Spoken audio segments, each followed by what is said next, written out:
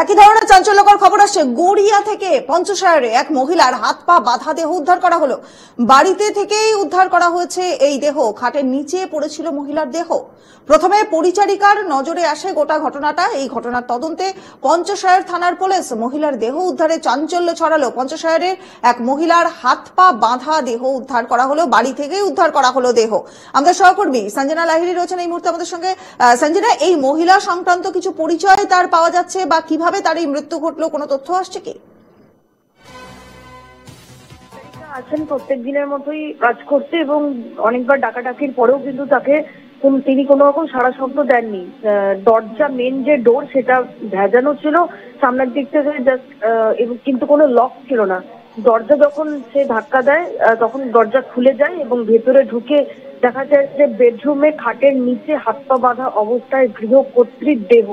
এবং যেটা জানা যাচ্ছে যে নিঃসন্তান দম্পতি, স্বামী বাইরে গেছিলেন কাজে এবং বাড়িতে একাই ছিলেন সেই মুহূর্তে কিন্তু এই ঘটনা ঘটেছে যেটা জানা যাচ্ছে।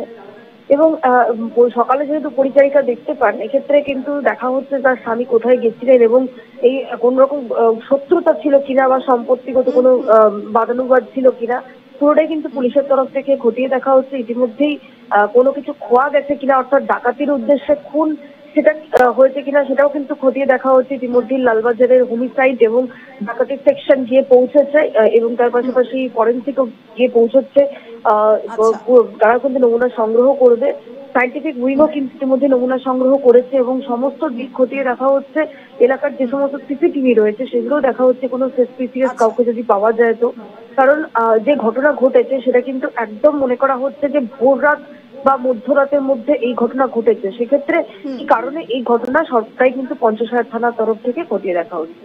বেশ বেশ, অনেক অনেক ধন্যবাদ। আমাদের সহকর্মী সঞ্জনা লাহিড়ী এতক্ষণ ছিলেন আমাদের সঙ্গে। মহিলার দেহ উদ্ধারে চাঞ্চল্য ছড়ালো। খাটের নিচে মহিলার দেহ পড়েছিল। পরিচারিকার নজরে আসে প্রথমে গোটা ঘটনাটা। তদন্ত শুরু করেছে পুলিশ।